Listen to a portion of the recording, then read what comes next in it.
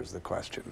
All right, shifting gears now. The spotlight is growing tonight on a far-right political group who refer to themselves as Western chauvinists. This headline in today's Seattle Times says it all.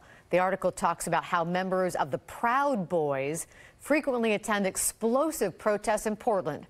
It also highlights a growing number of violent run-ins between members and random people on the streets in Portland and beyond.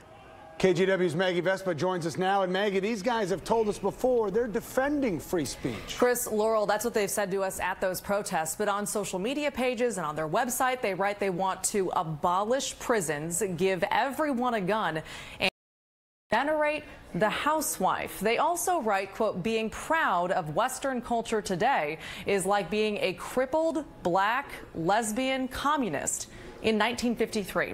Granted, those are just words, but some say members are escalating.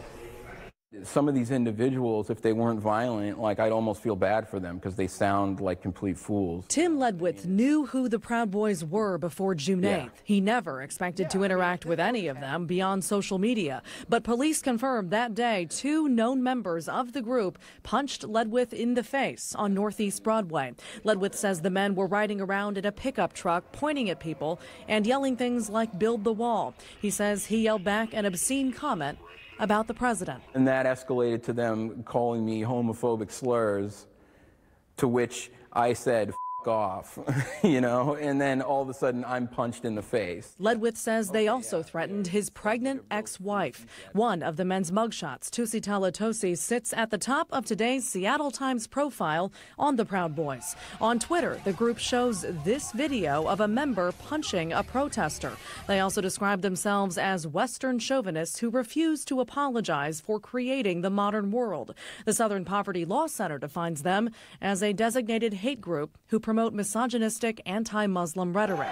At Portland's recent protests, members of the Proud Boys have told us they defend free speech. In fact, on June 30th, Tosi himself wore a sweatshirt that said, "Standing for freedom without the threat of violence." And he said this to our camera. I made a promise to my family, my Patriot family, that I will come back and take a stand with them. I will not let them stand alone.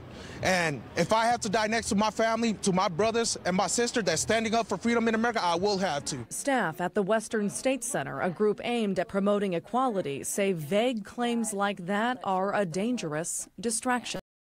Everyone has a right to express free speech under the First Amendment. It's a cornerstone of our democracy. But what these Proud Boys and other far-right racist and sexist groups are doing goes beyond free speech. They are demonstrating a pattern of coming into our community with the express purpose of starting violent incidents and brawls. Now, we reached out to the Proud Boys today. One did call back and told management at KGW they expected us to write a, quote, slam piece. And as we said, Ledwith's was one of 2 incidents. The other one involved a black teenage boy in Vancouver. It was in May. His attorneys told the Seattle Times he also yelled something derogatory about the president, and 2 members of the Proud Boys chased him and threw him on the ground. Police ended up charging the teenager. Those charges have now reportedly been dropped.